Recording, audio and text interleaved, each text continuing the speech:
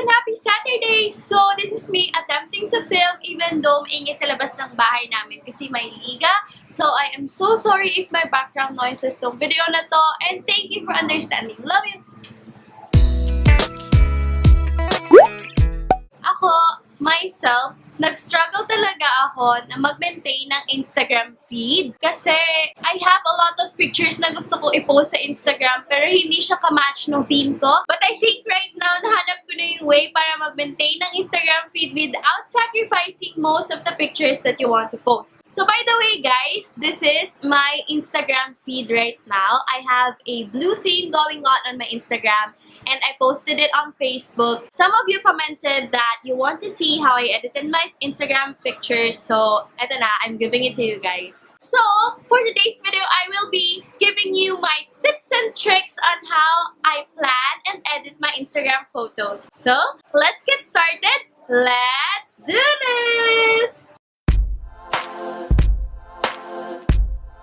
So, step number 1 is to observe. Observe your environment. Observe nyo kung ano ba yung maraming kulay or shades na meron sa bahay nyo. Like, for me, meron kaming pink na pader, meron kaming blue cortina ganito, blue din yung aming sahig. So, the shades that I have, the color that I have to play with is either blue, pink, or white. And then, after observing your backgrounds, observe mo naman yung mga damit mo sinusuot. So, for me, I have a lot of black and blue. Napili ko na blue yung gawin kong theme sa Instagram ko, which is also perfect for summer kasi every time na lumalabas kami nag-outing, kulay blue yung tubig, so perfect siya for the background. Step number 2 are the apps that you need to use. So, for me, I use 4 applications in total. 4? Talaga? Ang dami naman. Hindi guys, hindi ko siya ginagamit sa isang picture lang. So, ginagamit ko siya for editing, for the lighting, and for planning. So, the apps that I use are, of course, VS Code. Karamihan sa mga Instagram pictures ko, ginagamitan ko sila ng VS Code para consistent yung filter and yung lighting. And then after VS Code, gumagamit ako ng Snapseed to enhance the colors kasi nga maintaining a blue theme, so gusto kong i-enhance yung blue colors do sa pictures ko. So the third app that I use is PixArt para naman mabago yung colors na gusto kong gawing blue kasi sometimes mayroon akong pictures na gustong-gusto kong i-post pero hindi siya ka-match ng theme ko. So what I do sometimes is I change the background, like from green, I change it to blue, which I will show you later. And then the fourth app is Preview. Ito yung ginagamit kong pang plano ng layout ng Instagram. Step number 3 is editing. So, mag-i-start na tayo mag-edit sa phone. I'll show you how I edit my Instagram photos na. Now, we can start editing na. The first thing that I do is to go to the photography folder. Photography. Akala ko photographer talaga no? And then, I start with VS Code. And then, of course, we have to import the picture na kailangan natin gamitin. I'll just choose a random picture. So, piliin natin itong pinsan ko. So, I'm gonna edit my cousin. So, what I do is, meron na kasi akong ready-made na filter. So, I just copy edits and then I paste it there. And then, I'm gonna show you guys kung ano ba yung laman nito. So, yung filter na ginamit ko is HB2, maximum 12. Yan. And then, I just adjust the exposure to 1.9 and the temperature to -1. So, yun lang yung ginagawa ko sa VS Code. And then, once I'm done there, I save it to my gallery. And then, I go to Snapseed. So, kapag may blue doon sa background ng picture na gusto kong i-post, I go to Snapseed and then I get the picture na kaka-export ko lang from VS Code. I go to Tools and then Brush and then I go to Saturation.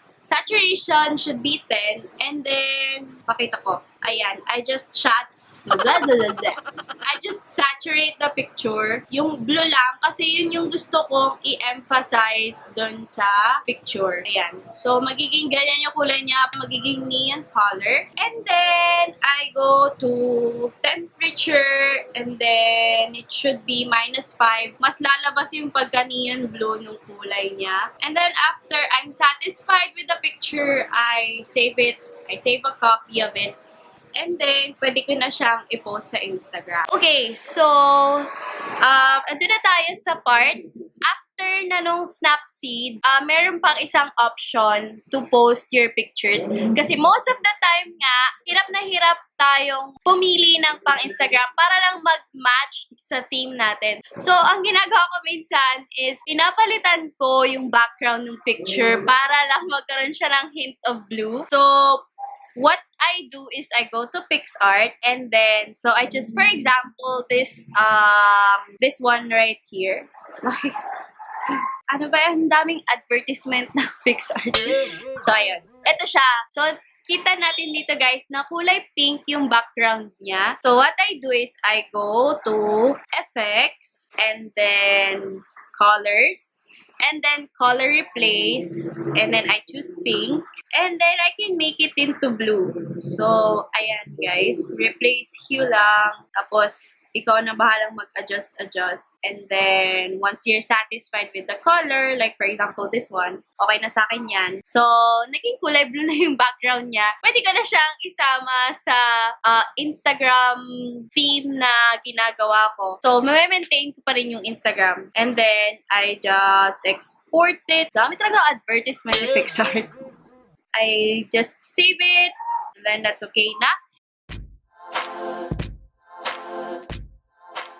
And then now for the planning of the Instagram theme, I use Preview to plan my Instagram photos kasi hindi lang tayo dapat basta-basta nagpo-post ng pictures. Dapat planado din sila para mukhang malinis and mukhang maayos yung ating Instagram. So, dito sa Preview, kita natin na lumalabas dito yung Instagram pictures ko, which is, nakakatulong siya para makita kung ano yung dapat na sunod-sunod. So, ayan, meron na akong plano today. This is the plan. And then, I will add the pictures na in-edit natin. Nasaan sila? Pictures. Snapseed first.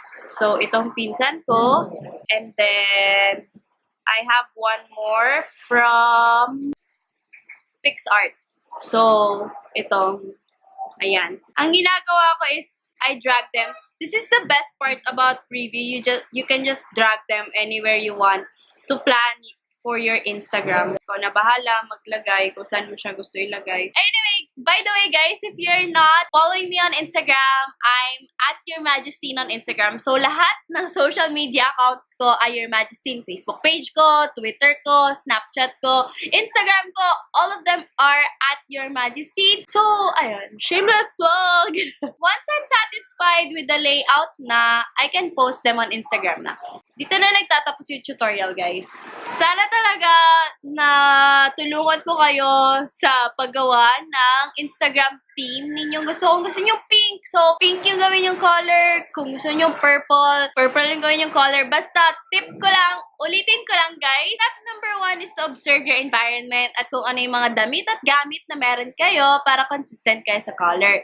Step number 2 is to download the apps na ginagamit ko kasi makakatulong talaga sila. Hindi mo naman sila gagamitin in one picture lang. Step number 3 is to edit them. And step number 4 is to plan them. So, once you're done with those steps, mas magiging okay na yung Instagram theme mo and ma-maintain mo na Instagram theme mo. Again, thank you guys for understanding kasi medyo maingay talaga dun sa katabi ng bahay namin. So, hopefully next time makapag-film ako ng mas maaga para mas tahimik. If you like this video, give this video a thumbs up and subscribe as well because I upload videos every single week. And I'll see you again next week. Bye!